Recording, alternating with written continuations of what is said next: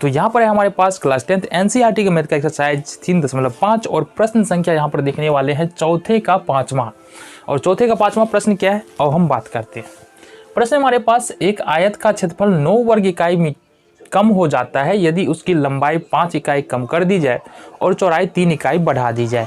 ठीक है, साथ ही साथ यदि हम लंबाई को 3 इकाई और चौड़ाई को 2 इकाई बढ़ा दें तो क्षेत्रफल 67 वर्ग इकाई बढ़ जाती है। तो आयत की विमाएं ज्ञात करेंगे। कुछ बातों के बारे में हमको प्रश्न करने से पहले यहाँ पर समझ लेना होगा। जो प्रश्न में बात की जा रही है वो बात की जा रही है आयत के बारे में। ठीक है, आयत की बात करेंगे। आयत की विमा मतलब आयत की भुजा हमको निकालनी है। अब आयत में 2 प्रकार की भुजा होती है, एक होती है लंबाई, दूसरी होती है चौड़ाई। तो हमको ये दोनों ही निकालने थे। हमने यहाँ पर क्या माना है, लंबाई को x माना है और चौड़ाई को y माना है। और भी बातें हैं वो समझेंगे। तो हमको सबसे पहले करना क्या है, प्रश्न हमने बार बार बताया है और जितने भी 2 चर वाले रैखिक समीकरण का प्रश्न किया उसमें बताया है जो शब्द समस्या है कि प्रश्न का अंत देखो, अंत में क्या कहा जा रहा है, आयत की विमाएं ज्ञात करें। विमाएं ज्ञात करें मतलब भुजाएं ज्ञात करें। भुजाएं 2 प्रकार की, लंबाई और चौड़ाई। ठीक है, तो यहाँ पर हमको मानना पड़ेगा जो बातें नहीं दी हुई है, जो बातें हमको निकालनी है, जो बातें हमको ज्ञात करनी है, वो बात हमको यहाँ से मानना पड़ेगा। तो यहाँ पर क्या कर लेंगे, मान लेंगे, माना कि आयत की लंबाई बराबर x इकाई और चौड़ाई बराबर y। चौड़ाई बराबर y। देखो आयत की लंबाई पता हो गया हमको, अब x है और चौड़ाई क्या है, y है।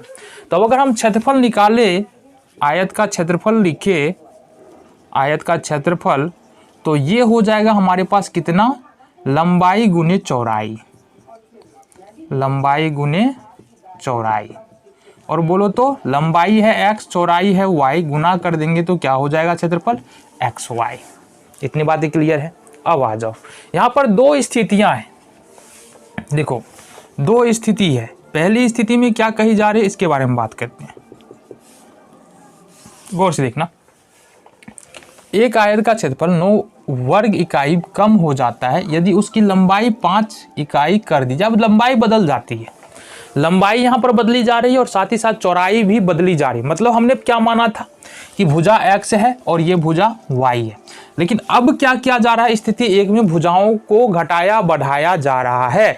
इसके अनुसार देखेंगे तो आयत की नई लंबाई, आयत की नई लंबाई, नई लंबाई ये क्या हो जाएगा, देखो जरा क्या है, यदि उसकी लंबाई 5 इकाई कम कर दी जाए। तो लंबाई 5 इकाई कम करने का क्या मतलब है कि पहले x था, इसमें हम 5 कम कर देंगे तो नई लंबाई ये हो गया।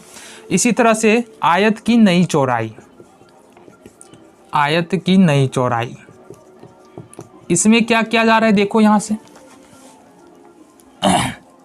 चौड़ाई 3 इकाई बढ़ा दी जाए। चौड़ाई 3 मतलब पहले चौड़ाई क्या था, y था, और इसको 3 इकाई बढ़ा दी गई है। ये होगा y + 3। लंबाई हमने 5 बढ़ाया, चौड़ाई हमने 3 बढ़ा दिया। अब देखो नई लंबाई है x - 5, नई चौड़ाई है y + 3। तो अगर प्रश्नानुसार देखे तो क्या कहा जा रहा है, 9 वर्ग इकाई कम हो जाती है। जब ये हम कर लेंगे ना तो क्षेत्रफल निकालेंगे, ये होगा लंबाई गुने चौड़ाई मतलब x - 5 × y + 3। अब ये किसके बराबर होना चाहिए, ये x y के बराबर होना चाहिए, लेकिन बराबर है नहीं क्योंकि लंबाई चौड़ाई हमने घटाई बढ़ाई है तो कम ज्यादा तो होगा। और प्रश्न में ये दिया हुआ है कि ये 9 वर्ग इकाई कम हो जाती है, मतलब पहले का जो क्षेत्रफल था वो क्या था, एक्स वाई। अब ये नया क्षेत्रफल जो निकाला है, नई भुजाओं को रख करके जो नया क्षेत्रफल निकाले हैं ना, वो पहले वाले से 9 कम है। कितना कम है, 9 कम है। अब इसको सॉल्व करो, x को y से गुना करेंगे एक्स वाई, 5 को y से गुना करेंगे 5y, 3 को x से गुना करेंगे 3x, और 5 दिया माइनस का 15 बराबर xy माइनस का 9। अब देखो यहाँ से गौर से xy को अगर इधर लेके आएंगे तो प्लस में, इधर आगे माइनस में, प्लस में xy माइनस में xy क्या हो जाएगा, ये तो 0 हो जाएगा। दूसरी बात ये देखो यहाँ से 3x माइनस का 5y, ये वाला 3x माइनस का 5y, और 15 को अगर उठा के इधर ले जाएंगे, माइनस में 15 है, इधर जाके क्या हो जाएगा प्लस में, मतलब -9 और प्लस में 15। ये हो जाएगा यहाँ से 3x माइनस 5y बराबर में 6। ये समीकरण नंबर 1 तुम्हारा यहाँ से बन के आ गया। ठीक है जी। अब आ जाओ दूसरी स्थिति पे, क्या कह रहा है, तो लिखेंगे यहाँ पर स्थिति 2। अब आ जाओ बात करें, क्या कह रहा है, यदि हम लंबाई को 3 इकाई बढ़ा दी जाए, पुनः यहाँ से देखेंगे नई लंबाई, अब क्या किया जा रहा है कि लंबाई को 3 इकाई बढ़ा दिया जा रहा है। पहले की लंबाई x है, 3 इकाई हमने बढ़ाया तो लंबाई x+3 हो जाएगी। इसी तरह से पहले की चौड़ाई y है और चौड़ाई को 2 इकाई बढ़ाया जाए तो नई चौड़ाई ये कितनी हो जाएगी, ये हो जाएगी y और प्लस में 2। अब आ जाओ इधर, तो अब अगर हम क्षेत्रफल लिखते हैं प्रश्नानुसार, क्या कह रहा है देखो, यहाँ से बढ़ा देने पर क्या होगा, क्षेत्रफल 67 वर्ग इकाई बढ़ जाती है। यानी कि पहले का जो क्षेत्रफल था xy था और इसमें अगर 67 जोड़ देंगे ना तो इतना क्षेत्रफल हो जाता है। अगर नई भुजाओं को रख करके हम क्षेत्रफल निकालेंगे, हमने क्या किया, स्थिति 2 में क्या है कि नई लंबाई x+3 है, नई चौड़ाई y+2 है। अब इस दोनों भुजाओं को रखकर क्षेत्रफल निकालेंगे ना तो क्षेत्रफल आएगा वो पहले वाले क्षेत्रफल से 67 इकाई क्या होगी, अधिक होगी। तो आ जाओ, नया वाला क्षेत्रफल क्या है हमारा, x+3 और y+2। कुछ नहीं कर रहे हैं, बस देखो ये लेंथ है और ये ब्रेथ है ना, इसको हमने क्या किया, लंबाई गुने चौड़ाई कर दिया नई भुजाओं के अनुसार, तो ये क्षेत्रफल निकल जाएगा।